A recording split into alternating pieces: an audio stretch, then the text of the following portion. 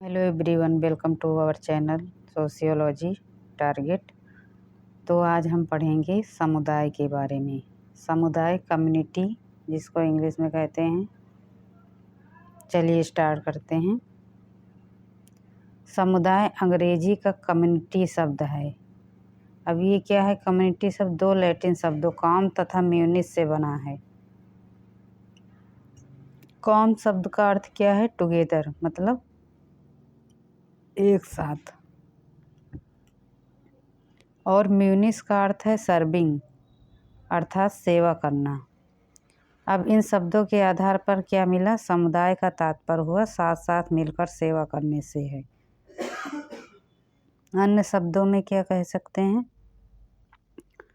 समुदाय का अर्थ व्यक्तियों के ऐसे समूह से है जो निश्चित भूभाग पर साथ साथ रहते हैं और किसी एक उद्देश्य के लिए नहीं बल्कि समान उद्देश्य के लिए इकट्ठे रहते हैं और उनका संपूर्ण जीवन यहीं व्यतीत होता है। अब आगे जानते हैं नेक्स्ट समुदाय की परिभाषा।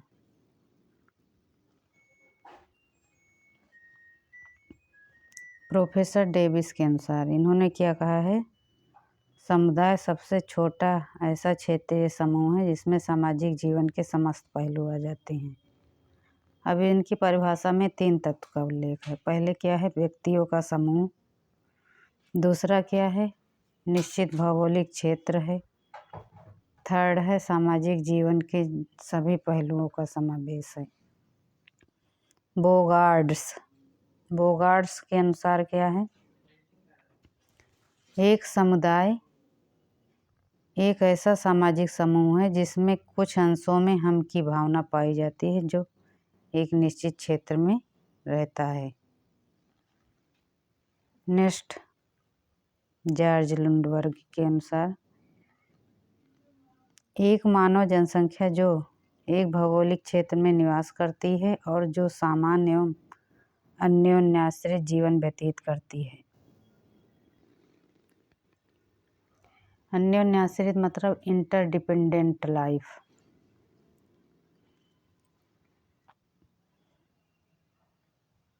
ऑकबर्न एवं निमकाफ के अनुसार इन्होंने क्या कहा है? एक सीमित क्षेत्र में सामाजिक जीवन के संपूर्ण संगठन को समुदाय कहा जाता है। नेक्स्ट मैकाइबर एवं पेज के अनुसार इन्होंने क्या कहा है? यहाँ में प्रिंट हो गया है। जब किसी छोटे या बड़े समूह के सदस्य साथ साथ इस प्रकार रहते हैं कि वे किसी विशेष हित में भागीदार नहीं होकर सामान्य जीवन की मूलभूत दशाओं या परिस्थितियों में भाग लेते हों, तो ऐसे समूह को क्या कहते हैं? समुदाय कहते हैं। अब इन्होंने लिखा है कि समुदाय सामाजिक जीवन का ऐसा क्षेत्र है जिसमें सामाजिक संबद्धता, सोशल कोहेरेंस कुछ मात्रा में पाई जाती है। तो ये विद्वानों ने परिभाषा दी। अब देख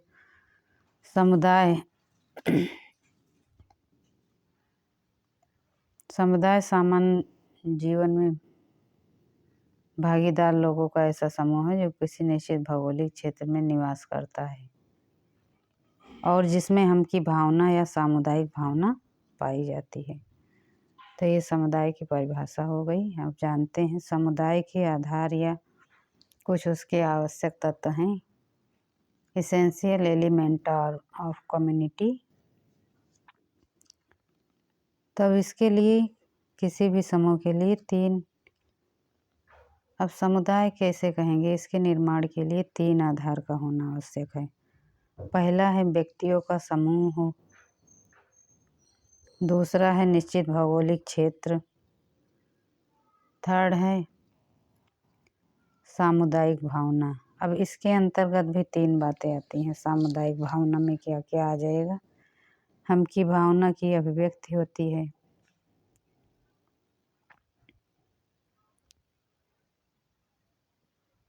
योगदान या दायित्व निर्वाह की भावना और निर्भरता की भावना।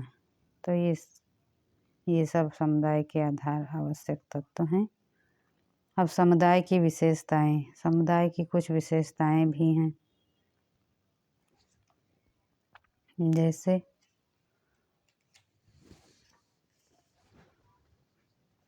स्वतः विकास, मतलब जानबूझकर नहीं किया जाता, अपने आप ही होता है स्वतः विकास। समय जैसे जैसे समय बीतता है वैसे वैसे इसका विकास होता जाता है। दूसरा है अस्थायीपन, परमानेंसी, मतलब कि प्रत्येक समुदाय का एक निश्चित भौगोलिक क्षेत्र है, उसी में वह रहता है।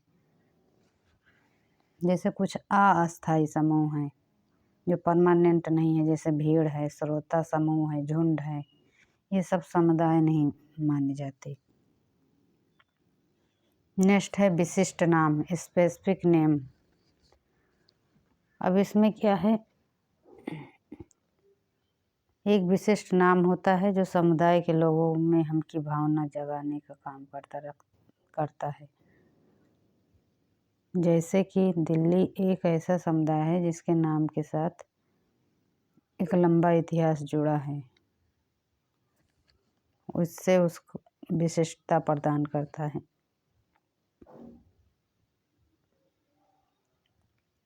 नेक्स्ट विशेषता है मूर्तता। ये मूर्त समूह है क्योंकि निश्चित भूभाग पर लोग बसे हुए हैं तो हम इसे देख सकते हैं। नेक्स्ट है व्यापक उद्देश्य। व्यापक उद्देश्य होता है, एक या कुछ विशिष्ट उद्देश्यों के लिए नहीं होता। नेक्स्ट है सामान्य जीवन। सामान्य जीवन प्रत्येक समुदाय के कुछ रीति रिवाज, परंपराएं, विश्वास, उत्सव, त्यौहार होते हैं जो उस समुदाय के लोगों के जो जीवन है उसमें एक रूपता उत्पन्न करने में योगदान करते हैं। नेक्स्ट है सामान्य नियम व्यवस्था। सामान्य नियम व्यवस्था मतलब कॉमन रूल, जैसे गिन्सबर्ग ने कहा है, नियमों की सामान्य व्यवस्था को समुदाय की महत्वपूर्ण विशेषता मानी। मतलब सामान्य नियम के माध्यम से सदस्य जो समुदाय के सदस्य हैं उनके व्यवहार को निर्देशित किया जाता है, उन पर नियंत्रण रखा जाता है। नेक्स्ट है आत्मनिर्भरता। अब इसमें क्या है, समुदाय आत्मनिर्भर समूह माना गया है। और क्योंकि जो आवश्यकताओं की पूर्ति इसमें समुदाय के अंदर ही रहती है, किसी अन्य समुदाय पर निर्भर रहने की आवश्यकता नहीं पड़ती। नेक्स्ट है अनिवार्य सदस्यता। अनिवार्य सदस्यता में क्या है, मतलब प्रत्येक व्यक्ति जो भी है कि किसी न किसी समुदाय का सदस्य अवश्य होता है। तो किसी क्षेत्र विशेष में जब वो रहता है तो अन्य लोगों के निकट रहता है, उनके साथ अंतःक्रिया भी करता है, तो उससे अपनी जो विभिन्न आवश्यकताएं हैं उसको पूरा करने के लिए उसमें रहना पड़ता है, उस समुदाय में, क्षेत्रीय समूह में। तो जब वो उसमें एक लंबी अवधि तक लोग के साथ रहता है तो एक लगाव या अपनत्व का भाव पैदा हो जाता है।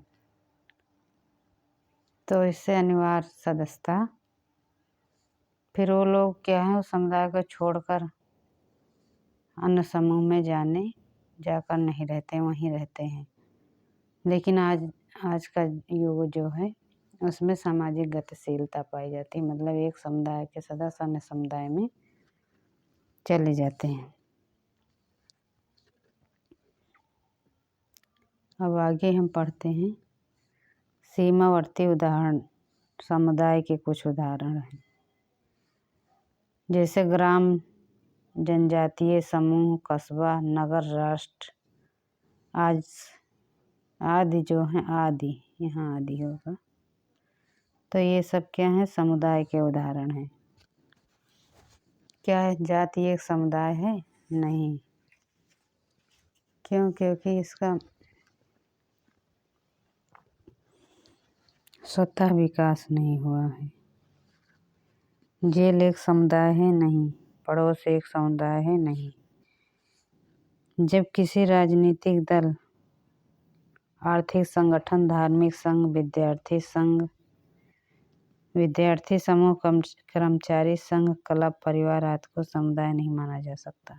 क्यों? क्योंकि इसमें समुदाय के आवश्यक तत्व या विशेषताओं का अभाव पाया जाता है। अब हम आगे जानते हैं समुदाय और समाज में अंतर। समुदाय और समाज में कुछ अंतर पाए जाते हैं। समुदाय जो है व्यक्तियों का समूह है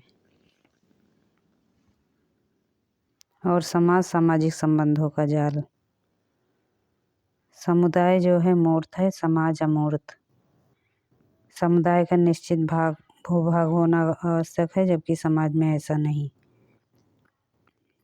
सामुदायिक भावना अत्यंत आवश्यक समुदाय में, जबकि समाज में सहयोगी एवं असहयोगी दोनों ही प्रकार के संबंध पाए जाते हैं। समुदाय का एक विशिष्ट नाम होता है, समाज का अपना कोई नाम नहीं होता विशिष्ट। समुदाय समाज का एक भाग है, समाज व्यापक है, एक समाज में कई समुदाय हो सकते हैं। समुदाय की प्रकृति क्षेत्रीय या स्थानीय है, जबकि समाज की प्रकृति संपूर्णता की होती है, वो एक क्षेत्र विशेष में नहीं होता।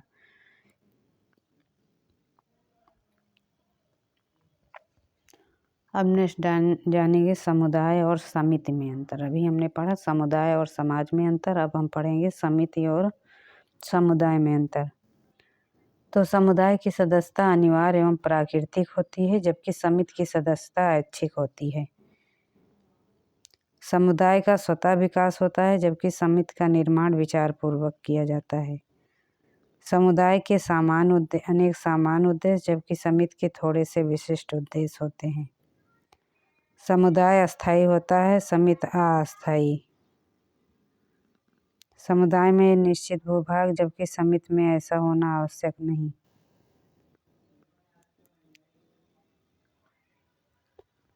समुदाय स्वयं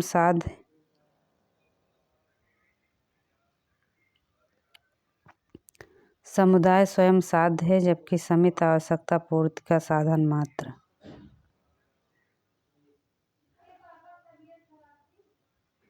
समुदाय का कोई निश्चित ढांचा नहीं, जबकि समिति का एक निश्चित ढांचा होता है।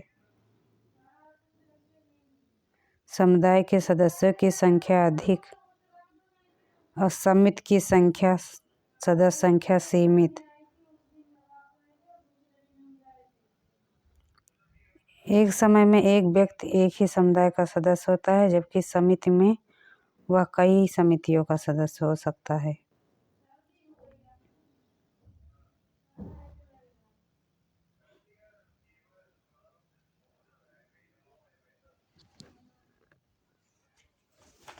अब आइए आगे पढ़ते हैं समुदाय और संस्था में अंतर। अब इसमें क्या है, समुदाय जो है मनुष्यों का समूह है, जबकि संस्था नियमों, विधि विधान व कार्य प्रणालियों का संगठित रूप है। समुदाय मूर्त, संस्था अमूर्त। समुदाय के लिए निश्चित भूभाग का होना आवश्यक, जबकि संस्था के लिए ऐसा नहीं है। समुदाय स्वयं साध्य, जबकि संस्था एक साधन मात्र। समुदाय का विकास सामान्य उद्देश्यों की पूर्ति हेतु स्वतः होता है, जबकि संस्था का विकास सामान्य उद्देश्यों की संस्था के विशेष उद्देश्य की पूर्ति के लिए होता है, कोई समान उद्देश्य नहीं। एक समुदाय में कई संस्थाएं हो सकती हैं, अर्थात मतलब समुदाय संस्था से छोटा है। समुदाय व्यक्ति के पारस्परिक संबंधों पर आधारित, जबकि संस्था व्यक्तियों की सामूहिक क्रिया पर आधारित है। समुदाय पारस्परिक संबंध, यहाँ पर संस्था में सामूहिक क्रिया और कार्य प्रणाली व नियमों का संगठित रूप है। तो इस लेक्चर में इतना ही। अब नेक्स्ट में आगे हम कंटिन्यू करेंगे समुदाय के प्रकार। तो आप मेरे वीडियो को लाइक करें, शेयर करें, चैनल को और सब्सक्राइब करें और कमेंट करें।